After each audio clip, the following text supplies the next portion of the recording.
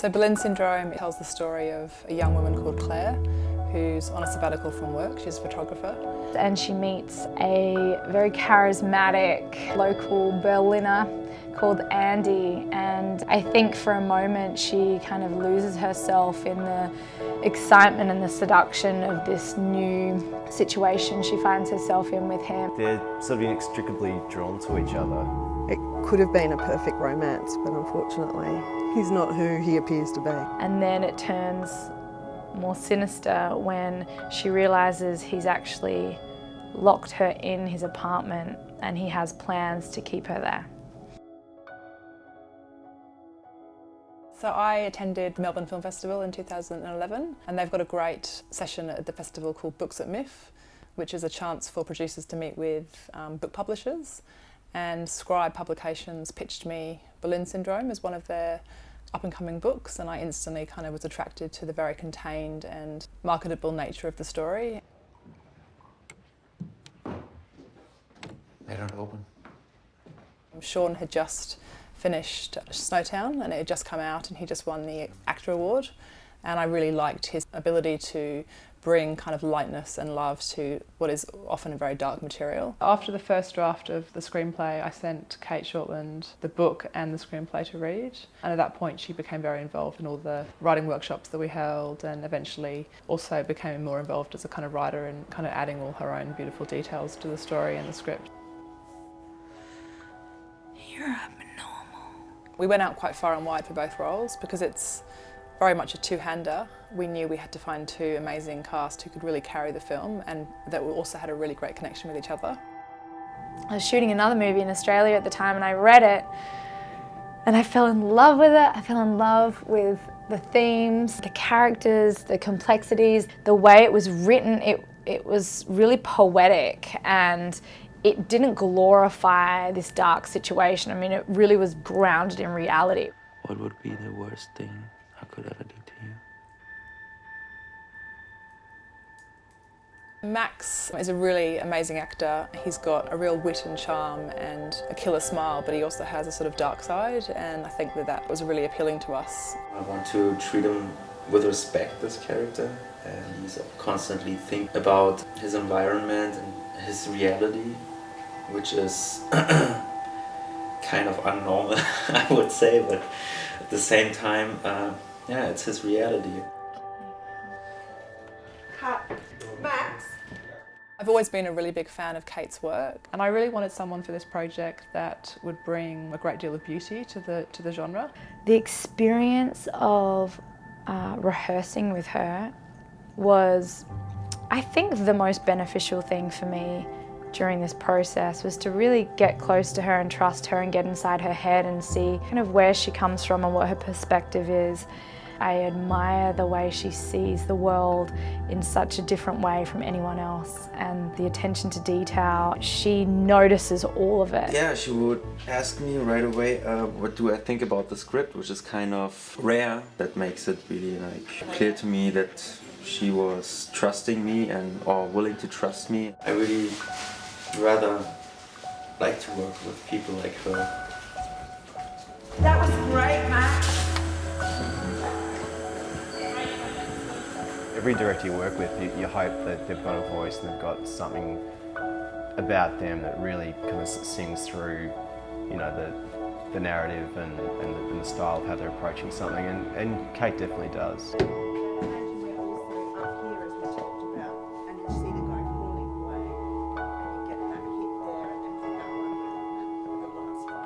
Conversation, it will be about how someone's hand moves across a plate, and that will be the thing that, for the scene, that's the most important aspect of it in that.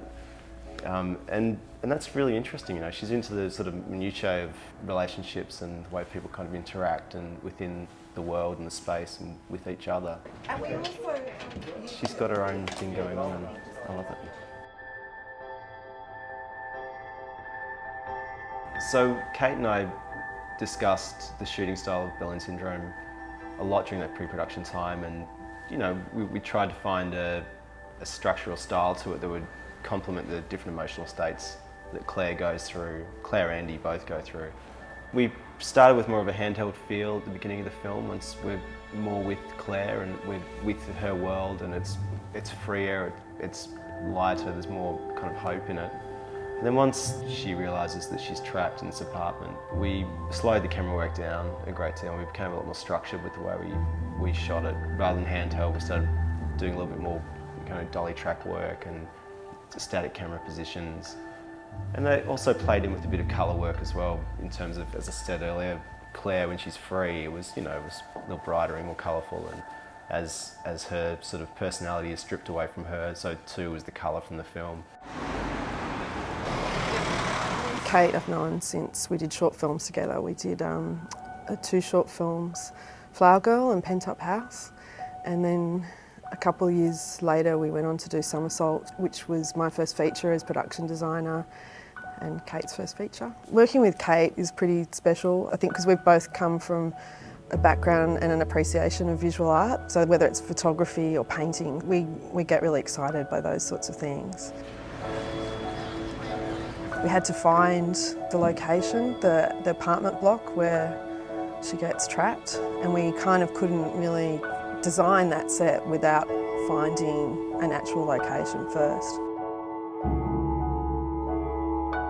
We had a lot of discussions early on, so we were in round table meetings with Kate talking about these characters and who they were and what kind of style they had, and sharing ideas like pretty early on in the piece when we were still in Melbourne before we went to Berlin. There's a lot of psychology involved and a lot of behavioural and social aspects that we want to understand about the world as well. So just getting all that information from Kate and Linda was great. And we established early on that colour was really important in terms of setting tone and mood, and also like using that as much as we could to sort of carry certain themes through the film. I'd often be quite surprised because I'd see her characters turn up in costumes and I'd go, oh wow, that's so, the colours are all working so well together. And I think it is just because we, like by osmosis, we just kind of absorb each other's references. Knowing the actors, like knowing Max, knowing Teresa, they really transformed and became these characters, and I think it was helped so much by their costuming and by the makeup, changes in the hair colour. We're a team. I researched a bit of Kate's work, and she loves fine detail, and I do too, so there was going to be a very naturalistic approach rather than a heavily made up caricatures. The 2 actors that are in this film, they were very courageous. They were really stripped bare, and not many actors can do that. They let go of all their vanity.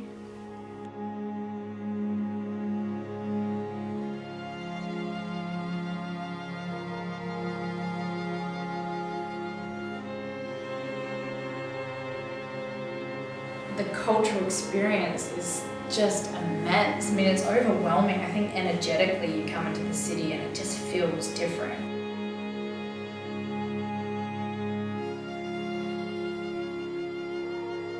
The film, set over a year, and the weather changes considerably in Berlin.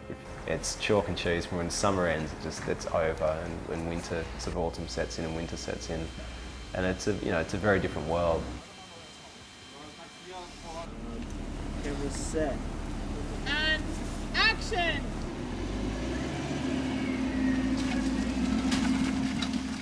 We'd have to choose a time of day, so we'd have, hopefully have some nice backlit sun, and so a lot of considerations went into finding environments that could work for summer or winter or autumn.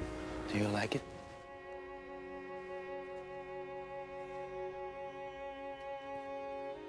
A lot of the colour palette and style came again from just being in Berlin. We did shoot for 3 weeks in Berlin for all the exteriors, and all the interiors of Andy and Claire's apartment was set here in Melbourne at the Dockland Studios. So we had a great production design team who came over to Germany and sketched out the apartment that we were basing the set on.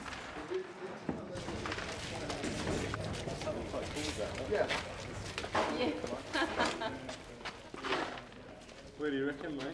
There was a lot of on and off and matching from a window and, Berlin to an interior doorway in Melbourne months later, and it had to match perfectly. I like the concentration it got. Like, you're really focused and in the zone. You don't have to arrange yourself with the outside world. Also a really nice team we got here. We have 3 jackets that need to look like this, which is what Maria did in Germany. Just trying to recreate some broken glass from location. From Berlin. Did you have to re-break it, or you just... No, just sticking broken bits of glass onto here, broken bits of sugar glass. Right. Good luck to me. It was a lot of continuity work. Every day on set we were constantly having to refer to stuff we'd shot previously in Berlin. Continuity is always the trickiest for us. You don't want to disrupt the actors either. You don't want to make it a big deal. So you try and work out at times what you can and can't get away with, and how to make the transition work, and how to do it so that you can actually get the film shot. Yeah. There. Done. There's quite a few prosthetics in this film. As the story goes, Andy gets stabbed in his hand, so that's a trick, retractable screwdriver and a prosthetic over his hand with a magnet so that the screwdriver stands up. That was probably the simplest one that we had to do. My favourite, I think, was the squatter being battered. A double in Berlin walking through the exteriors heading towards Claire. We had to match one here in Australia, and our actor that we cast here had a little bald patch on his head that we used to put a prosthetic on. And so when Andy started to batter the squatter, I could break it open and expose a dinted in skull, which I think worked really well. It was quite fun that day.